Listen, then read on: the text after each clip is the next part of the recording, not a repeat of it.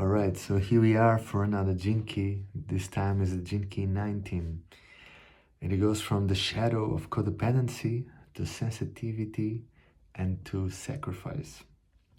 This is based from the audio of genekeys.com by Richard Rudd. I'm just doing like a little compilation here, and it's an invite for you to go to listen to the original one.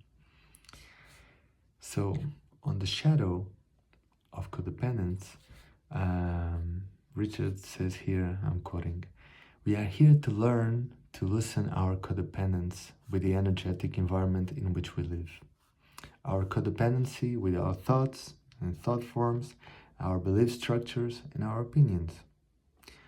Our codependence is also with our emotional patterns, our unconscious beliefs that we are a victim or that we can behave badly and get away with it.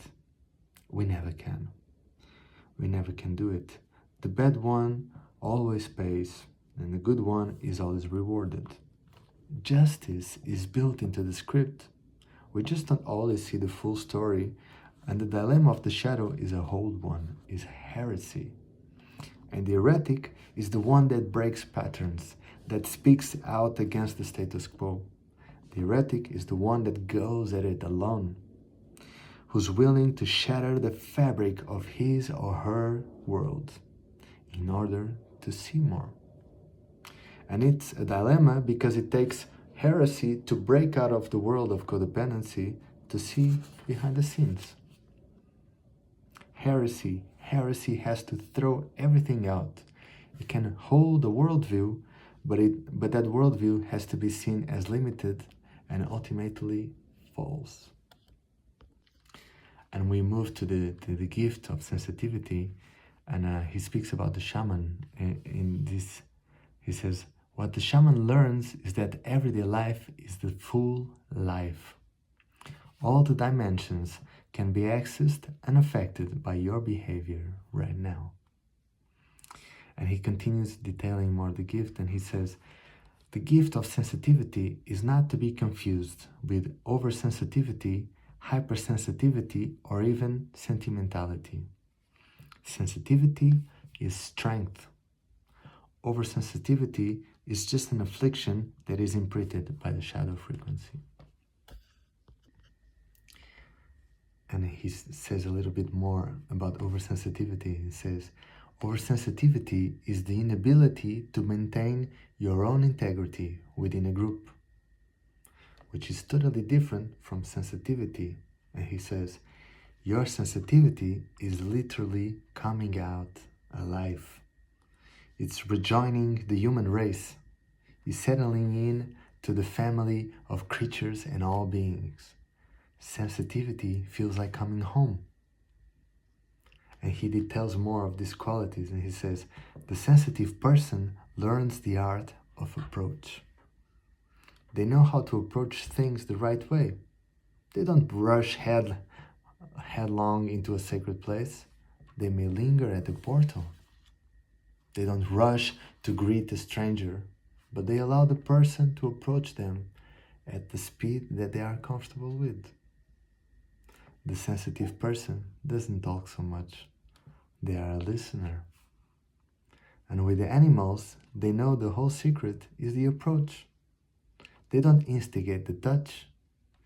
You wait for the animal to feel its own trust, and then you allow it to touch you. And then we move to the city of sacrifice. And here he says, there are very different kinds of sacrifice. There is the lowest sacrifice, the self-sacrifice, where one gives away one's power for the sake of others. And this kind of sacrifice is not really healthy. If you damage yourself deliberately by serving another, there is no honor in that. But the highest sacrifice, it takes place internally. We sacrifice our lowest impulses for our highest ones. And he continues, in this path of sacrifice, you have to sacrifice your negativity. You have to sacrifice your negative projection of others and even of the world. In fact, to to reach the very highest frequency, you even have to sacrifice your positive projections. To move beyond the good and the evil, we have to step out of the drama altogether. And then he speaks about this Jinki being about initiation. And he says, to be initiated, it means to undergo some form of sacrifice, in which the being that you were is transmuted and it becomes something new. And within these changes, he speaks about the importance also of patience. And he says, we have to be so very patient. Lifetimes passed with little change. We sit staring at the window, the seasons rushing by, with birth and death. We dress and undress our bodies time after time. We love, we live, we lose, we yearn, and most of us only have a few lines at the great play. And the great lives are so often unseen. Think about the people who gave their lives for others without the others even knowing. Think about those people whose virtue has shaped and improved life of others without anyone ever knowing their name. The greatest sacrifices are unseen. Think about your life and what you might be able to sacrifice for others. This planet is a planet of sacrifice. Everything is connected to everything else through sacrifice, through the chain of death and rebirth.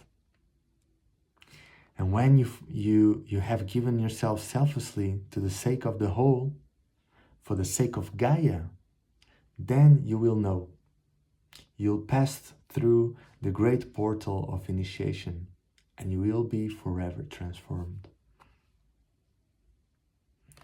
And in this transformation, he says, the time is not important. What is important is that we live our lives with honesty and openness, and we challenge our perception of the world constantly. And the future will take care of itself. But for us, the now is our home, the present moment. So let's live in it to the very, very best of our ability. Thank you.